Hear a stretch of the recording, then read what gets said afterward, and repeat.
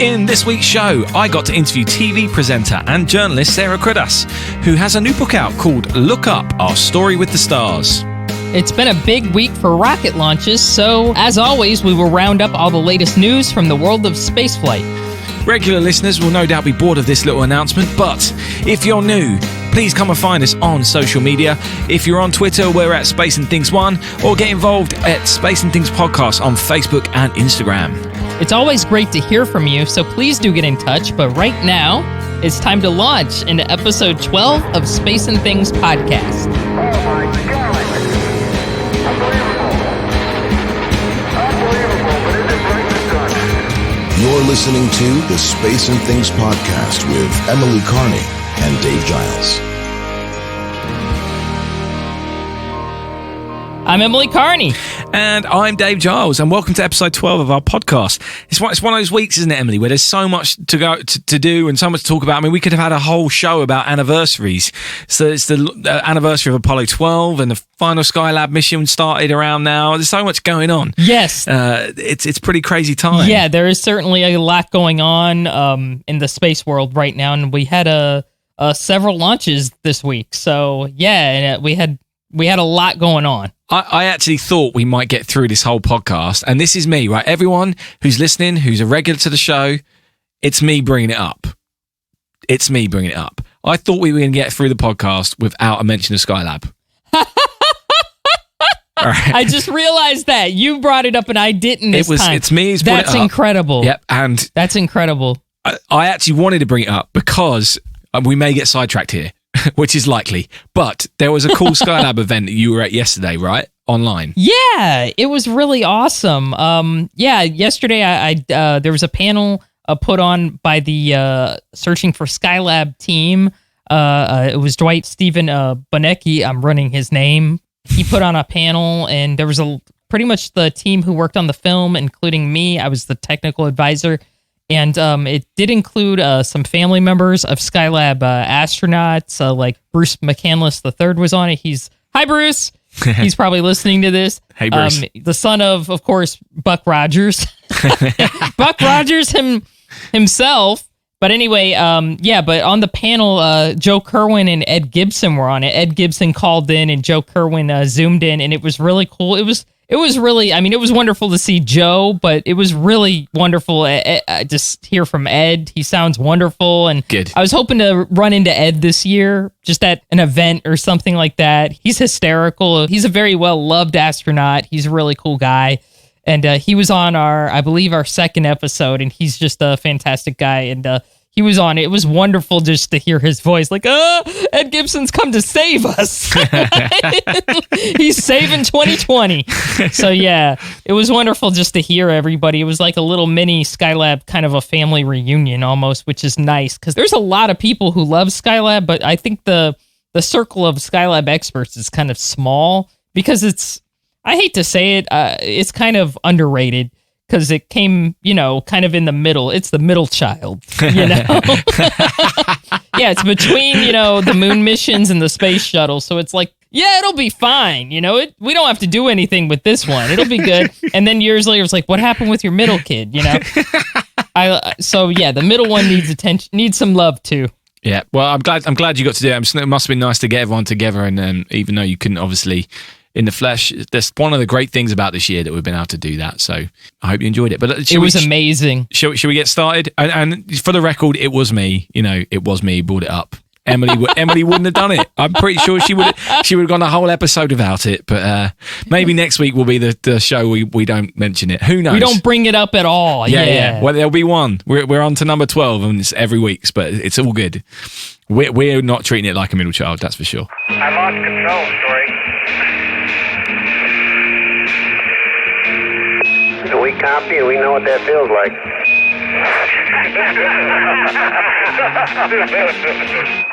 It's obviously been a high-profile week in space, so here's the news first that you may have missed. The United Launch Alliance got back to launching after a number of scrubs and delays with the launch of their Atlas V rocket from the Space Coast on Friday night. They were on a mission from the U.S. National Reconnaissance Office and the U.S. Space Force. A very brief history, the ULA was set up as a joint venture in 2006 between Boeing and Lockheed Martin.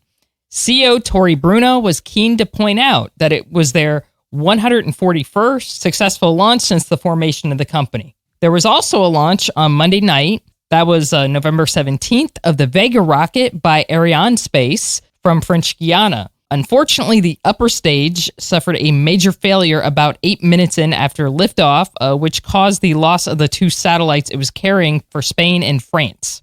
This is the second failure of the Vega rocket in its last 3 launches.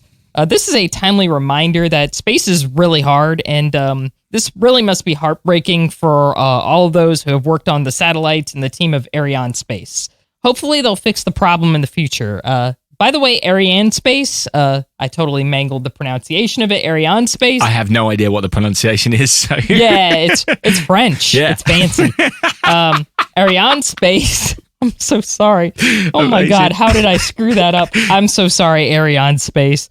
Arianespace was set up, I think it's called the Ariane Group now on social media. Okay. Was set up in 1980. I want to say one of their first rockets went up in 1979. Oh, okay. Ariane 1. I want to say it was Christmas Eve, 1979. It's a really neat picture. I think it's a neat picture, and there's a neat little video on YouTube of it. I'll find that for the show notes. Yeah, but there was they were the world's first commercial launch provider, which is kind of a neat note. A lot of people don't credit them with that. 40 years. Yes, that's a long time in space flight since the late 70s. So pretty cool. But of course, the big news, which we spoke about in last week's podcast, was that SpaceX, in partnership with NASA, launched the Crew 1 Dragon with American astronauts Michael S. Hopkins, Victor Glover, and Shannon Walker, and Japanese astronaut Soichi Noguchi. It was a beautiful night launch, and now the crew are aboard the International Space Station, where they will be living and working for the next 6 months. Yeah, did you get to watch it? Well, you did get to watch it, right? Yes, I did. Yeah. It was really cool. I actually went to my family's house because me and my husband were actually off on the same day for the first time in like years. It seemed like years. So we went. We actually went to my sister's house, and everybody there's not sick or anything, so we were pretty safe. So we went over there, and my sister and I and my niece went outside because I was like, man, if we look towards the east, we're gonna be able to see it. And they were like, really? I was like, yeah, we'll see it from here. Because I see launches from St. Petersburg all the time and stuff. So we went outside and we looked to the east. You know, I had my compass. I had my compass with me, and we looked to the east. And sure enough, we saw the little. It looked like a comet, but we saw the orange streak. And then at staging, you saw the streak kind of fade out, and then it came back, and then you just saw it go all the way to orbit. Fantastic. So we saw it. It was amazing. So I think that was my niece's first launch. Oh, wow. she's seen. Cool. That's amazing. Yeah, it was really cool. That's a nice thing to have shared with her, I guess. That's really cool. It was special. I'm glad I saw it with them. Yeah. And you've broken your curse. Yes, That's finally. That's I the broke big the news. curse. The curse has gone. It's been lifted. Yeah, the curse. Yes, the curse was lifted over this weekend. Yeah. I don't know. I'm wondering why. Maybe, I don't know. We had ham that evening for some reason, so I don't know.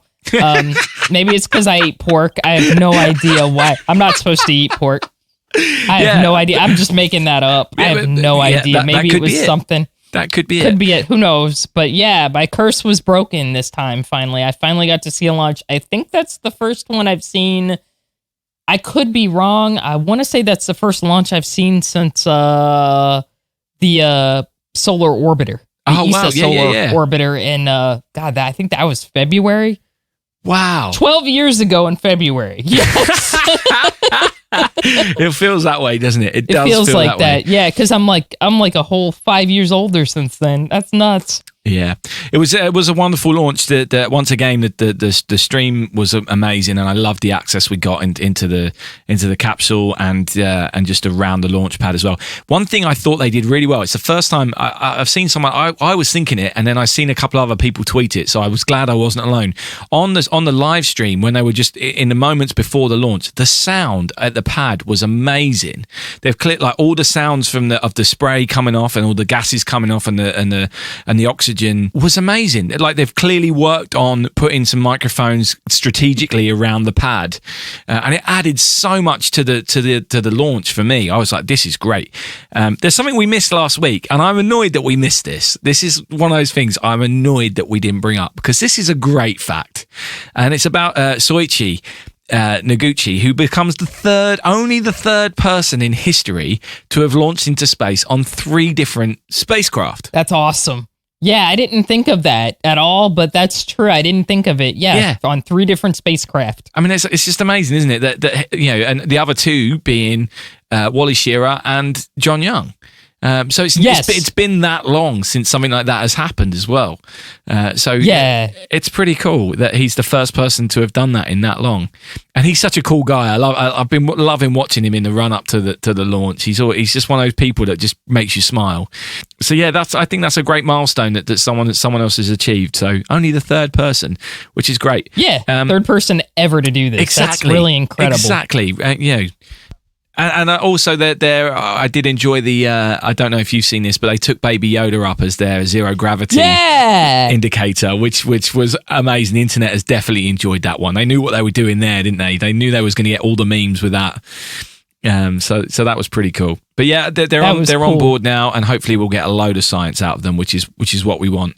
And I hope they enjoy their mission. But there's another thing we have to do before we move on. We actually missed a story. I found out about this yesterday, and I apologise for that. On November 7th, the Indian Space Research Organisation launched 10 satellites into orbit on their Polar Satellite Launch Vehicle.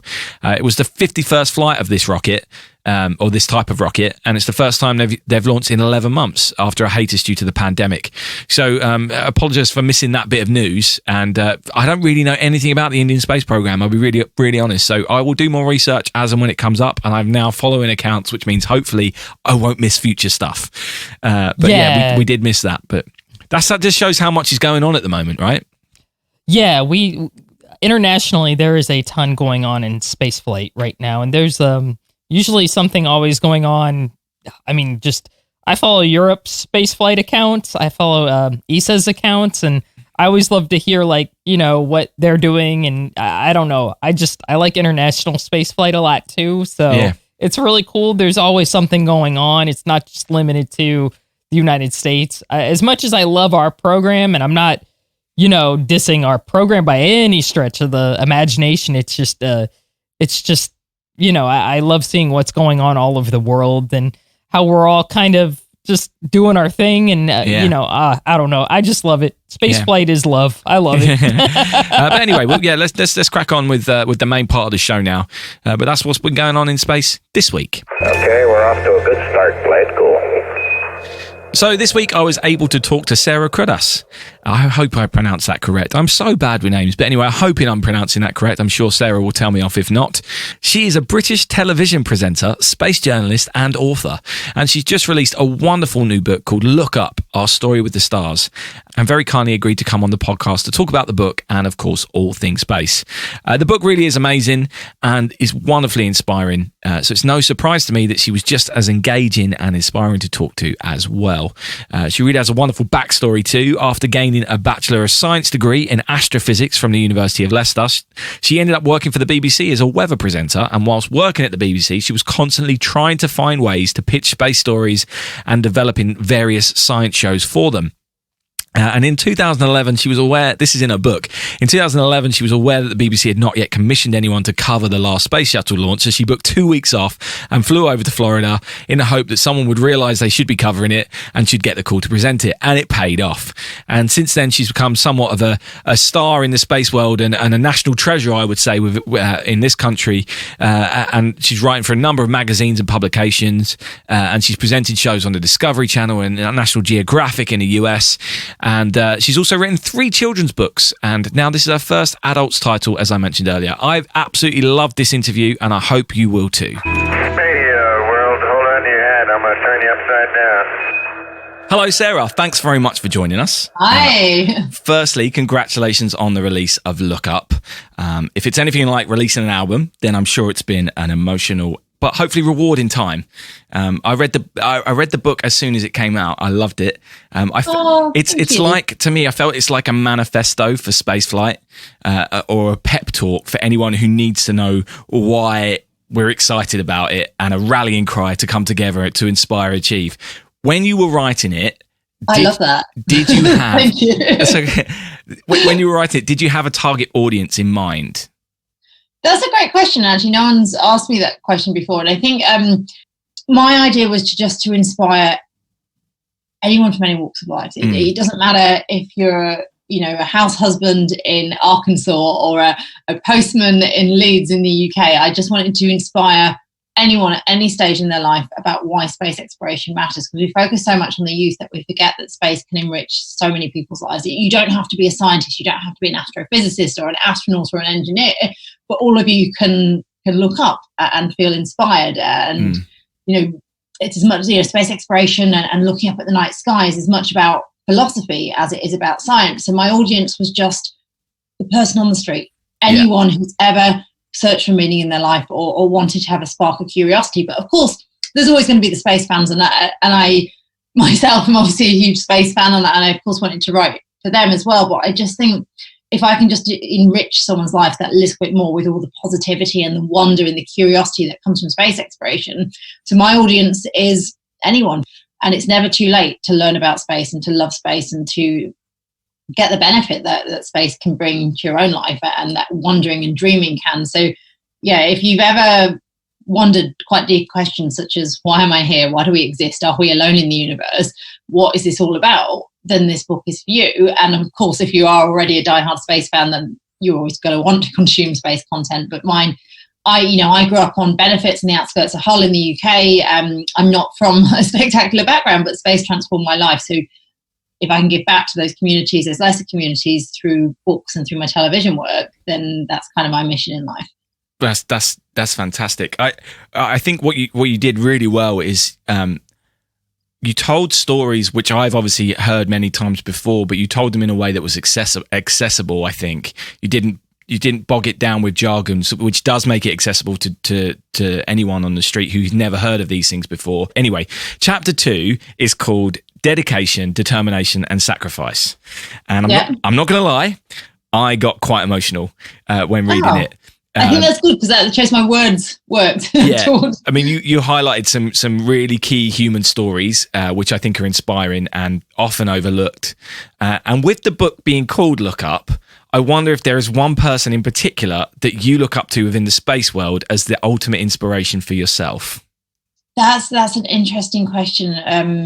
It's difficult to pinpoint one person who's inspired me and who I look up to, because space gives us heroes by the bucket load, and more than ever, in this difficult year 2020, we need heroes. We need people who are going to inspire us. It doesn't matter if you're going to go into space exploration, but who are going to inspire us to do better in our own lives, to follow our own dreams. But if I was to single one person out who really inspired me, and again, it's all personal because there's so many different elements, but for me, so I'm a child of the 90s, born in the 80s, grew up in the 90s, but I don't really remember the Challenger. I was like 1 year old, but I remember learning about the Challenger in the 90s when the internet kind of came along for the first time. Remember those dial-up modems you had? And for me, it was a woman called Judy Resnick, and her tale's often overshadowed because of Krista's presence on the crew of a Challenger. And I toyed with telling her story, but I chose Krista's story over Judy's for the book. But for me, Judy represented so much more. For the first time ever, I was seeing, I loved reading about the Apollo astronauts as a kid, but they were all white and male. And then all of a sudden I was seeing this woman who was wearing makeup, and she had a doctorate in engineering, and she was an astronaut, and she died serving her country. And she just inspired me so much.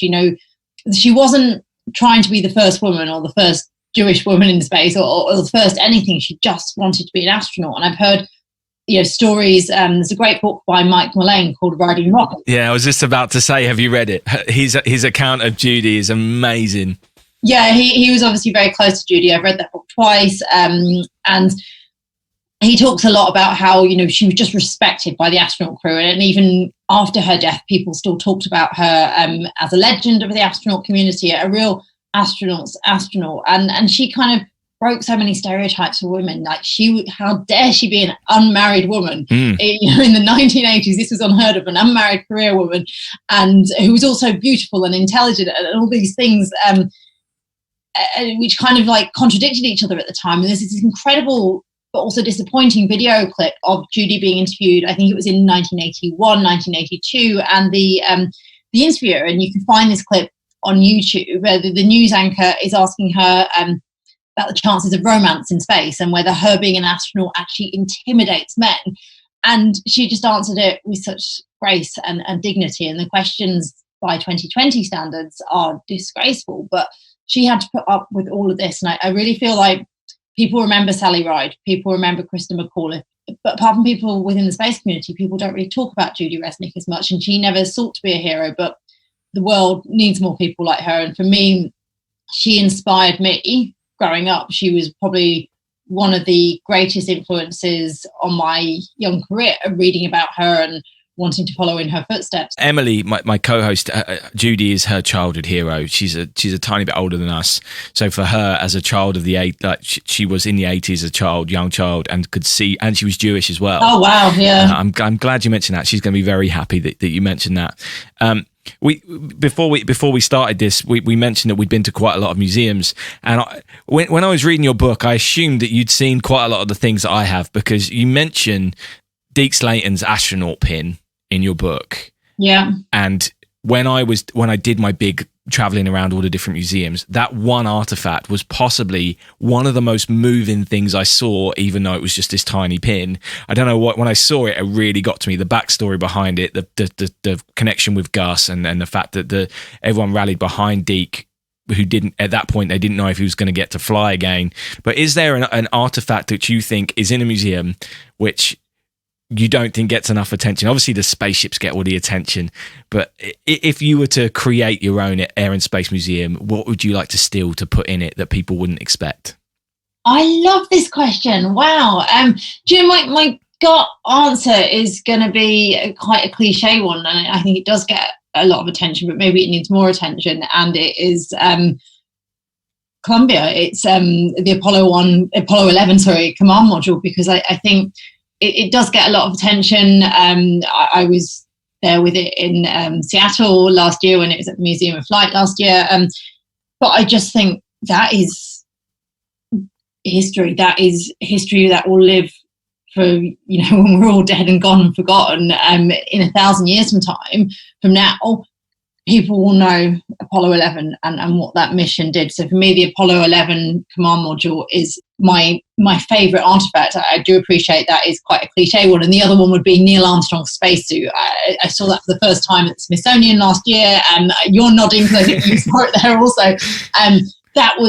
There were people crowding around it. I went back twice. I went back really early in the morning to see it for a second time when it was less crowded. But you can't get bigger than that. You can't get bigger than Apollo 11. Other artifacts, that is a great question. I mean, I like, so I'm a space history buff. I love for me, I grew up inspired by stories of the beginning of the space age in the 1960s. For me, I would say things like Pete Conrad's spacesuit, which is also at the Air and Space Museum, one of his spacesuits. He was this real character. Like his first words when he set foot on the moon, Pete Conrad, was it may have whoopee, that may have been a small one for Neil, but it was a long one for me. Poking fun at the fact he was rather short. So I think it's the real characters and the personalities of the astronauts for me which matters. But in terms of one artifact, I think it's difficult to pinpoint. No pun intended with your pin there. But also, and I'm pretty sure you've probably seen this before, and hopefully people listening to this would have had the chance to see this or might get to see it in the future, but it's the Apollo 1 spacecraft door, which is on display now at NASA's Kennedy. That is, and around the display as well, they have artifacts from Gus Grissom, Roger Chaffee and Ed White, and just as personal artifacts, because we celebrate so many successes in space exploration, but our successes are only possible because of failures and learnings from the failures. And there's perhaps no greater failure than Apollo 1 and the sacrifice of those three men in a horrendous manner. And I think that door, because what the learnings from Apollo 1, from the failure of Apollo 1, pretty much ensured that no Apollo astronaut died in space as a result of what we learned, the mistakes that were made in Apollo 1. So for me, I think it's, celebrate the successes. We're never going to get better than Apollo 11 in terms of what it did for humanity, but also it's an ode to those who paid the ultimate price, who enabled us to succeed, because without their sacrifices, we wouldn't have succeeded in space. Yeah, that's a great exhibit, that at Kennedy Space Center. That I'd read literally just before I went. I read a book written by Roger Chaffee's dad. Oh wow! A few years after the Apollo 1 fire, it was probably only a couple of years after. It's quite an old book. I found it in a bookshop in Wigtown in Scotland, of all places. And within this book, he talked about Roger building model ships. And his prized possession apparently was this model Cutty Sark. The boat. I know Cutty Sark. And it was in. So I was like, it was really vivid. This whole almost a big long section all about this one artifact or one thing that Roger Chaffee absolutely adored, and it was on his desk. And I got to the Apollo 1 exhibit, and there it was within the Roger Chaffee cabinet, and I was just like, oh my God, there it is. It was one of those great human moments that connected me with Roger. And Roger Chaffee, I think, is one of those overlooked astronauts, because Gus was one of the Mercury 7. Ed was the first American to do a spacewalk. And Roger's the other one in Apollo 1. That was the rookie. And he never got to go to space. Yeah. And that's just, so I worked on a couple of movies, Last Man on the Moon and also Mission Control, the unsung heroes of Apollo. But in Last Man on the Moon, there's this incredible interview with, and I really would recommend these two documentaries if you haven't seen them. There's this incredible interview with Martha Chaffee, the wife of Roger Chaffee, and she's just so poised and dignified, but even more than 5 decades on, it's still such a painful thing, and we only hear about the successes in space exploration, but those successes, and astronauts and the famous astronauts even are just the tip of the iceberg. Space exploration is bigger than any one individual, any one country, any one company, any one person. It's about a huge team effort, and yes, you get a few celebrity astronauts within that, and of course you are, and that inspires people. But there's all those names, people who died in training, people who like Roger Chaffee, who never got to see space, who was by all accounts a really nice guy. And I'm sure you've heard the stories about Roger Chaffee, how he would go and thank the little guys. So when they were touring around the spacecraft manufacturers, he would go and thank the janitors, and he'd go and thank the people who were involved in like making small parts, the tools, that was it, the tools that are used to make the spacecraft. And he went and thanked them and made them feel like they were the most important guys in the world. And there's so much unfilled potential, but it is because of that sacrifice that we were able to succeed and step forward and do all these incredible things in space. And as we look to this decade, and hopefully humans returning to the moon and all these things we can't imagine, and there's going to be so many people who we don't hear of, but who make those things possible. So I think when we think of space exploration, we need to think less about celebrities. And Michael Collins was so grateful. He wrote the foreword for my book, and one of the things he has mentioned quite a lot in the media is his dislike of celebrities. And I think that's a really great thing, because often, we get obsessed with this selfie world, this social media world where everyone wants to be famous, but it's not about being famous. It's about, what do you want your impact on humanity to be? What legacy, not so much legacy, but how do you want to leave the world a better place than when you came into it? And people like Roger Chaffee did that. And maybe they're not as famous in the history books as Neil Armstrong or Buzz Aldrin, but their contributions matter as much. Absolutely. Mike Collins, it just continues to be that hero. And again, though, I guess he was part of Apollo 11, but he is that quiz question, who was the third astronaut on Apollo 11, and most people get it wrong. It's for us, he's a superstar, but he's still not as well known in the greater world as he should be, and he probably likes it that way, in fairness. But I did manage to catch him last year do a talk on space diplomacy, and with the Artemis Accords recently being signed or announced, and it's great seeing some of the bigger countries sign up for that. There were, though, some key players that weren't on the list, How important do you think space diplomacy is going forward? Obviously, space flight is important, but how important do you think it is that we use space to bring everyone together to try and do things united for once rather than divided? I mean, the ISS is a great example, obviously.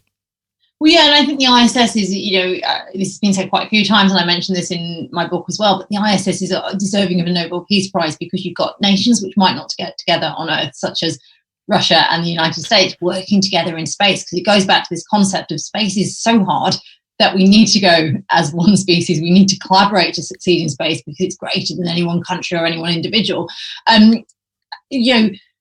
It would be naive to say that we're going to be peaceful as we explore space, because the reality is that humans fight with each other. We only have to look at what's gone on Earth. But my hope is that because space is so hard and it is so difficult, and so far to date, there hasn't been a war in space. Space has been about collaboration. It's been about working together to do things for humanity. And the fact that we may call these individual countries home, but when we leave Earth, we all call Earth home. We all call the same planet home. So actually we're more united than we are.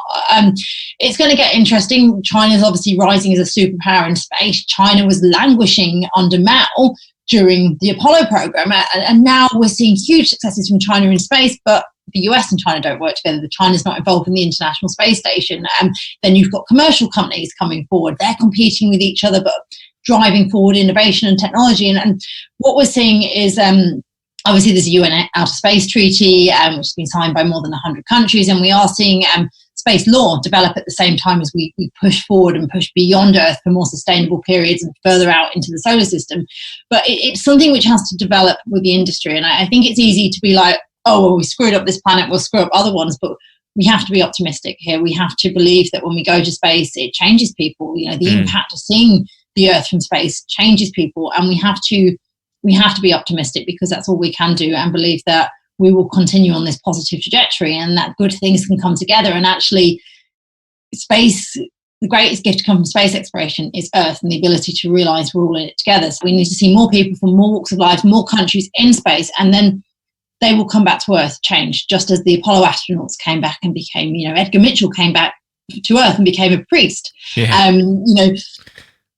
Al Bean became an artist. People transform people, and that was just scientists and engineers. But imagine if we send the average Joe on the street, for example, a woman in the village of India, how will they go out to their communities and transform them, and change them and get them on board with spaceflight? So my hope is that, of course, there's going to be conflict, of course, there's going to be competition, but we are naive to think that humans are that important and our petty quarrels are that important. As we go forward in space, we will realise how tiny we are in the vastness of the universe, and all the wonder and all the possibility and the profoundness of, answering the question of are we alone or not, which will hopefully happen in the next few decades, and all the great discoveries will hopefully unite us. But I think there is regulation which needs to go along with this. But let's be optimistic about this, because in what has been a dark year for so many, science provides the answers, and science and space gives us hope. And my hope is that as we succeed moving forward in space, it's those great discoveries that will ultimately unite us.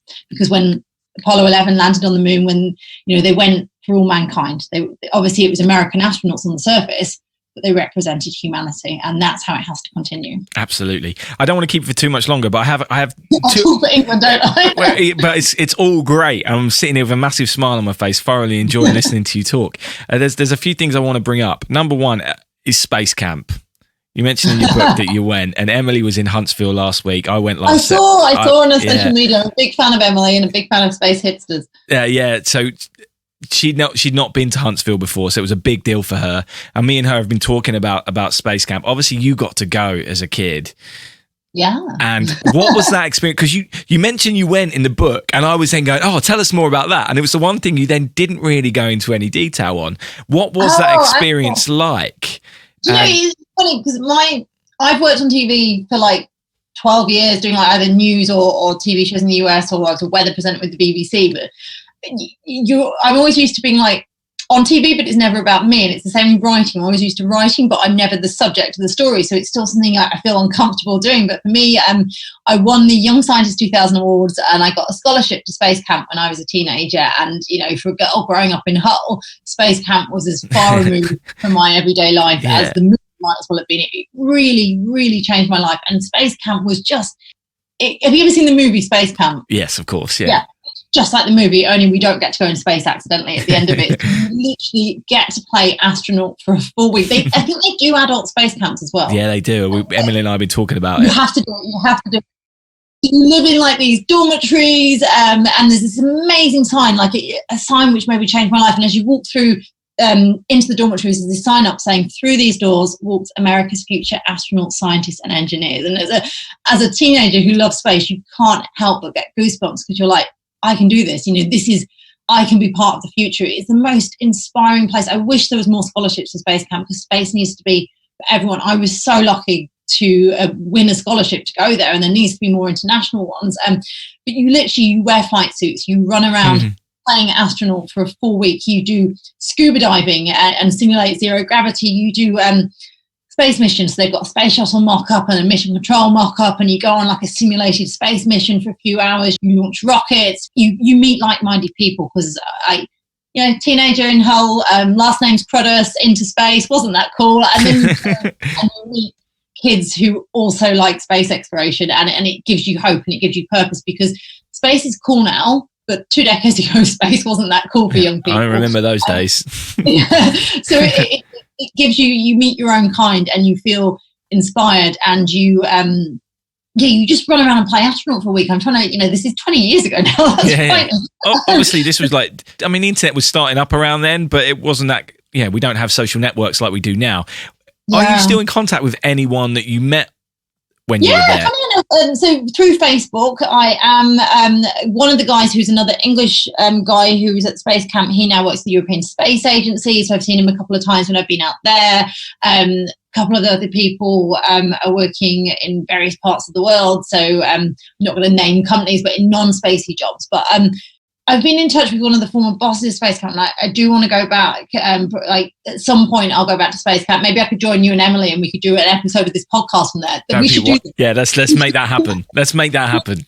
We should get a team of space people. We should hire Space Camp for the week, and we should just have a big space party. That would be amazing. And there's also like a mock-up of the shuttle, which you can walk under, which is kind of outside like the main building. And it was just a lot of fun. The food wasn't great.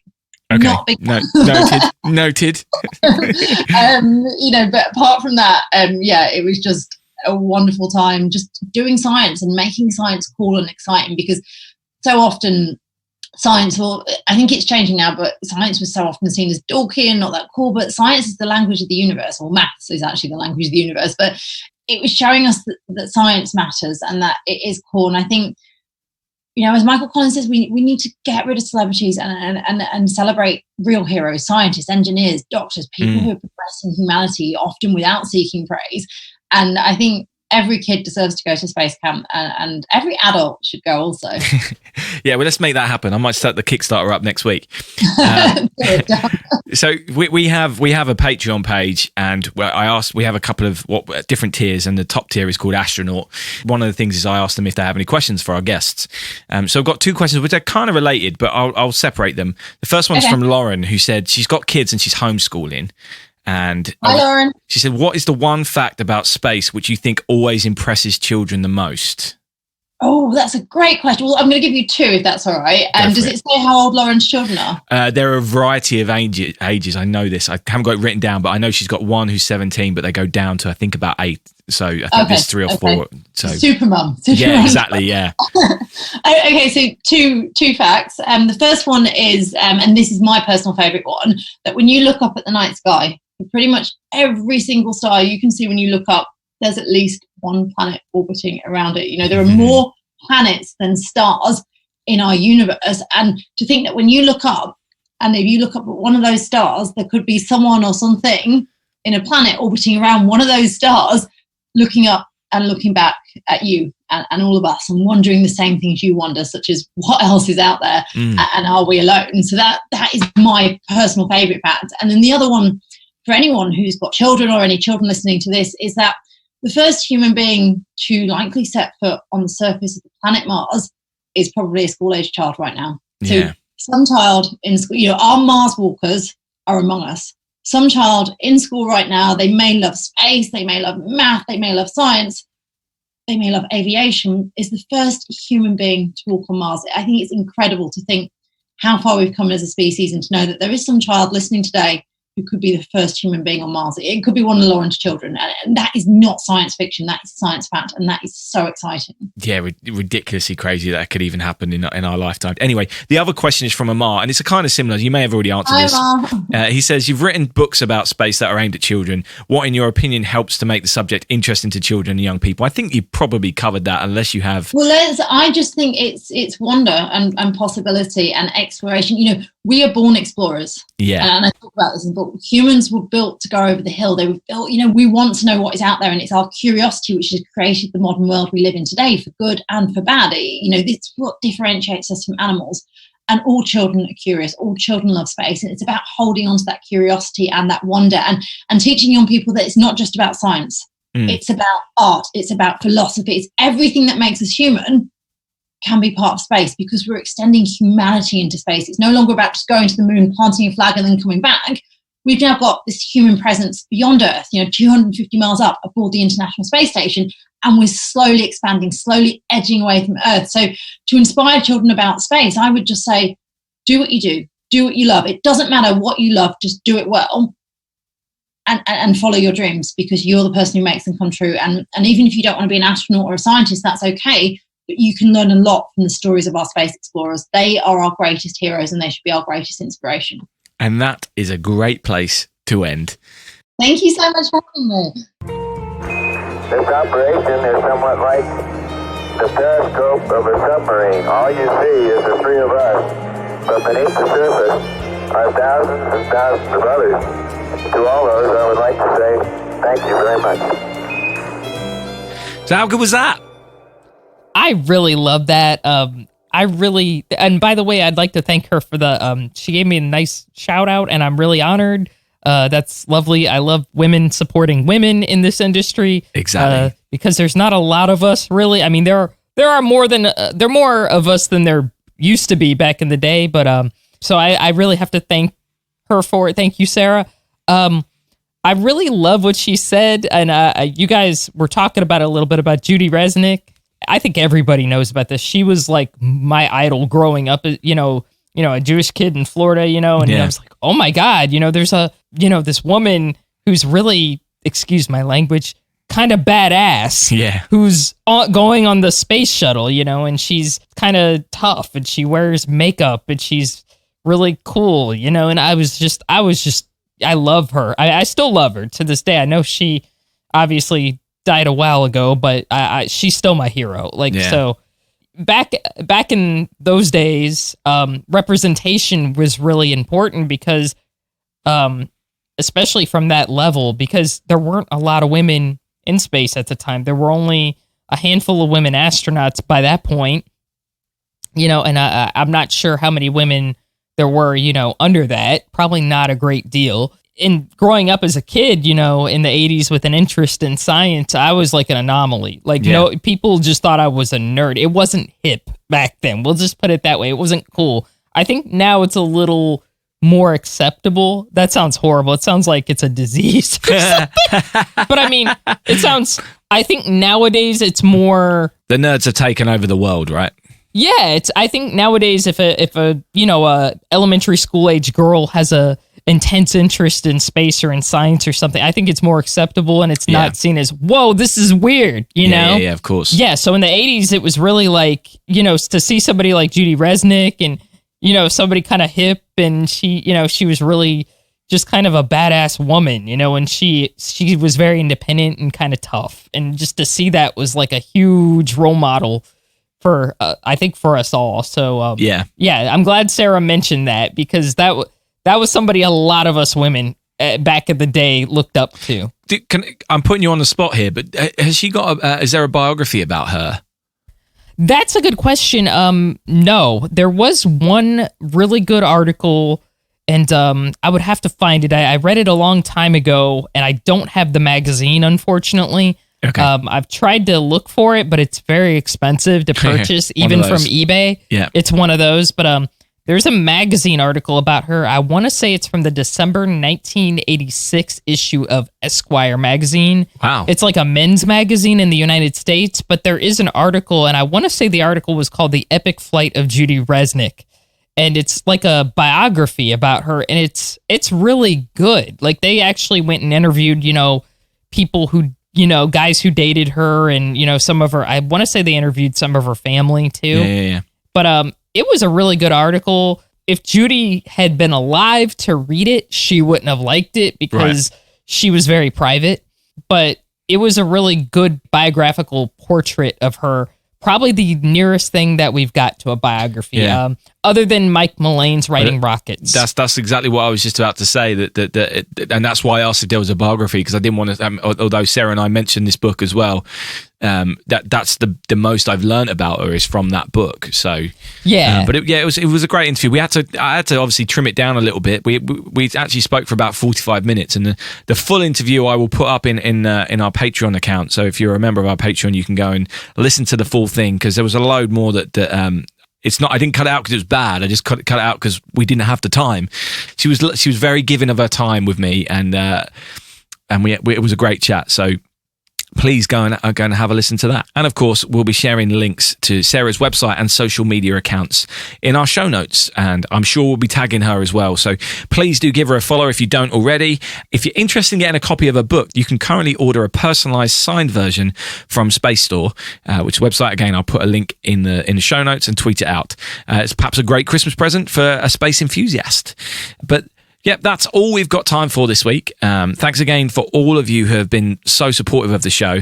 We've had some really incredible acts of generosity coming towards us this week. In particular, I'd like to shout out to Sven Grant, I hope I'm saying that correct, and David Cunniff. They've both done some very overwhelming things for us this week to support what we're doing here, and those acts of kindness are greatly appreciated. Yes, I hope I don't get emotional here. Oh my God. Yes, I would like to thank everybody who so much who contributed this week, and to our regular contributors on Patreon too. We absolutely want to bring you guys the best show possible each week, and the more support we get, the more outlandish we can be in our plans.